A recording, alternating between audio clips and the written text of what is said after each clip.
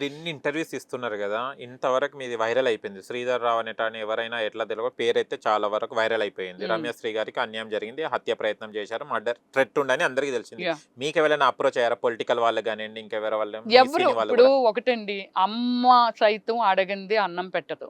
ఎవరు పొలిటికల్ వాళ్ళు ఏమీ అప్రోచ్ అవ్వలేదండి మనల్ని. కానీ ఇక్కడతో ఇది ఆగిపోదు, ఇక్కడతో ఇది ఆగిపోదండి. ఇది సెంట్రల్ వరకైనా. ఇక్కడ మన గౌరవనీయులైన సీఎం రేవంత్ రెడ్డి గారికి కష్ట సుఖాలంటే ఏమిటో తెలుసు, వ్యాలీ మనుషుల లైఫ్ అంటే ఏంటో తెలుసు. చాలా కష్టపడి ఆయన వచ్చారు, ఆయనకి తెలుసు. ఇంతవరకు నేను మాట్లాడుతున్నాను తప్పితే ప్రామిస్లీ ఇంతవరకు నేను సీఎం గారి దగ్గర నుంచి టచ్ చేయలేదు. ఒక పెద్ద మనిషి గుండా ఆయన దగ్గరికి పోదాము, పోయి వీళ్ళందరూ ఎవరైతే అన్యాయం అయిపోయారో.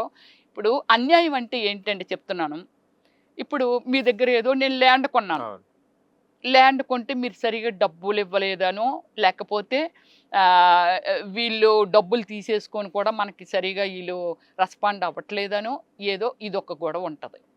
లేదా పక్కనంటే ఎకరాల మీద ఏదో భూ ఉండి అలా కూడా ఎవరు ఆక్రమించుకోవట్లేదండి.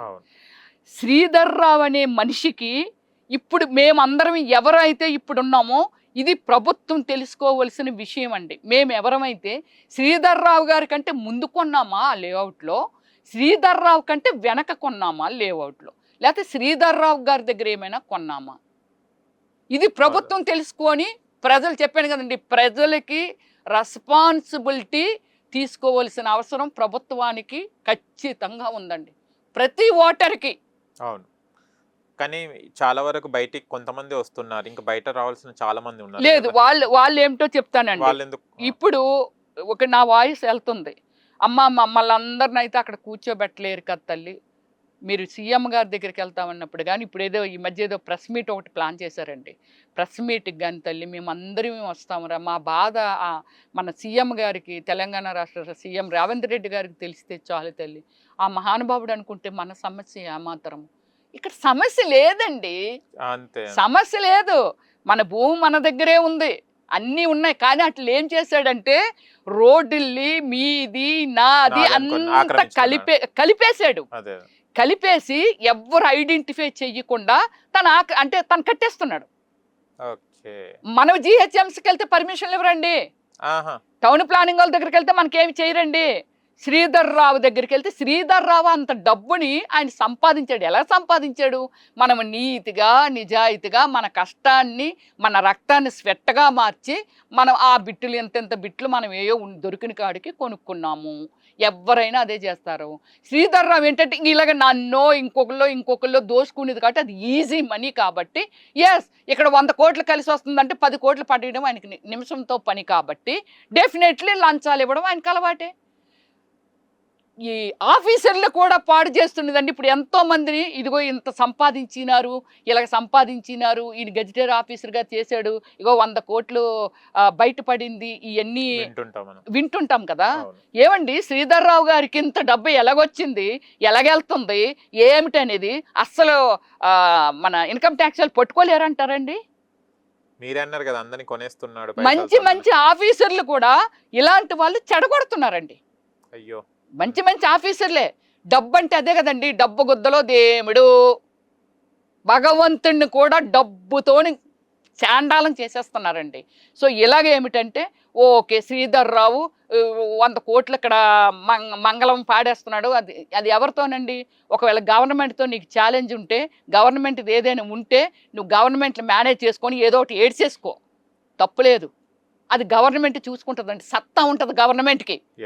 మేమెవరమండి? ఎంతో కష్టపడి సామాన్యులు కష్టపడితే కానీ మన కళ అండి ఇది, మన కళ. ఒక బిడ్డని కంటే చిన్నప్పటికంటే వాళ్ళని మొత్తం చూసుకొని వాళ్ళకి ఒక జీవితాన్ని ఇచ్చి పెద్ద అయితే మనల్ని ముసలి వయసులో చూసుకుంటారండి. దానికంటే పిల్లల కంటే బాగా నమ్ముకోండి భూమిని అని చెప్తున్నారండి. శోభన్ బాబు గారు ఎక్కడున్నారండి అంటే నేను ఆ టైంలో ఎంటర్ అవ్వలేదు.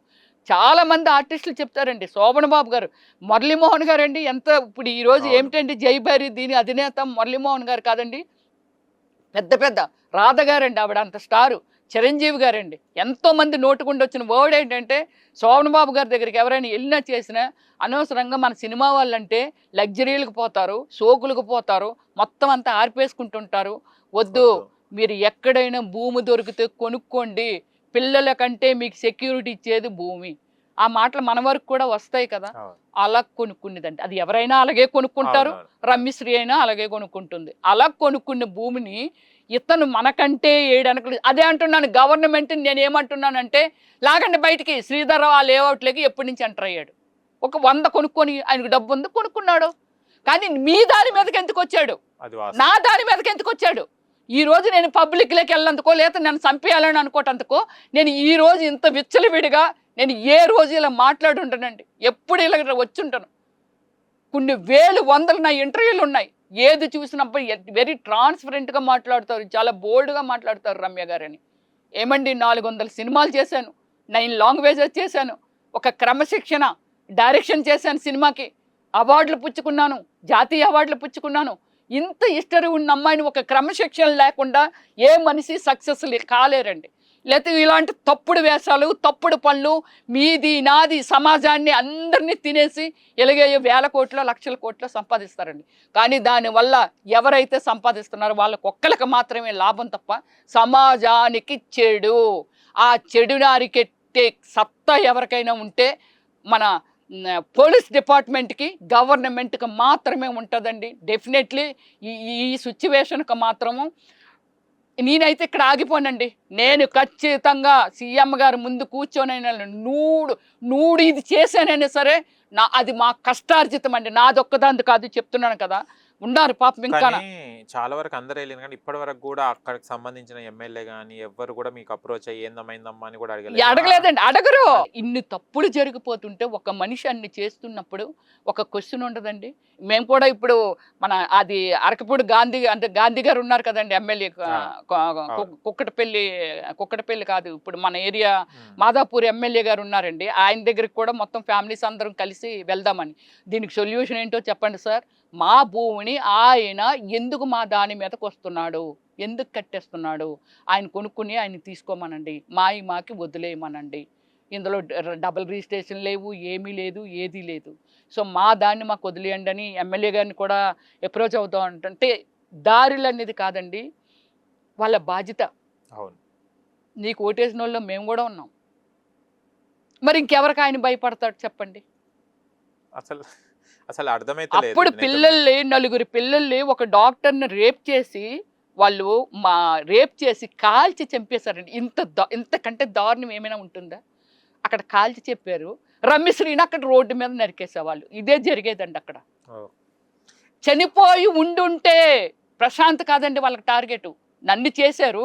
ప్రశాంత్ నాకు ఒక ఆంజనేయుడు వాడు కాబట్టి, అంటే రాకేష్ ప్రశాంత్, వాడిని కూడా ఇద్దరిని కలిపేసేద్దాం, వీడన్ని కెలుకుతున్నాడు అని చెప్పి ప్లాన్ చేశాడండి ఆయన. చెప్పాను కదండి, మా పుట్టక తర్వాత, మా తల్లిదండ్రులు మాకు జన్మంటి ఇచ్చిన తర్వాత ఎంతవరకు మాకు విరోధన్ని వాళ్ళు మాకు తెలియదండి. వెరీ కూల్ లైఫ్ స్టైల్ మాది. వెరీ హార్డ్ వర్క్, కష్టపడుకుంటాము, మనది మనము ఎంజాయ్ చేసుకొని తిందాం. ఒకళ్ళ గురించి చెడు మాట్లాడమండి. పక్క వాళ్ళు ఏమిటనేది మా చెవుల్లోకి కూడా వెళ్దండి, కర్ణబేర్ తీసుకోదు అసలు. అలాంటి ఫ్యామిలీ మాది. అలాంటి ఫ్యామిలీ ఉన్న ఇష్టరండి. వీలుంటే 10 మందికి సహాయం చేస్తామండి. ఇప్పుడు కాదండి, చుట్టుపక్కల 6-7 విలేజెస్లో మా విలేజ్ ఏదైతే ఉందో కొత్తూరు ముత్యాలంపాలెం, ఒక 7-8 విలేజెస్లో మా ఫాదర్ తరపు నుంచి కానీ మా మదర్ తరపు నుంచి కానీ వెరీ ఫేమస్ ఫ్యామిలీ అండి. Cool persons. ఒకరు ఊస్తారు, ఒకరు జోలుతారు, వాళ్ళ దగ్గర ఉంటే 4గురికి పెడతారు, లేకపోతే లేదు, అంతే. That's it.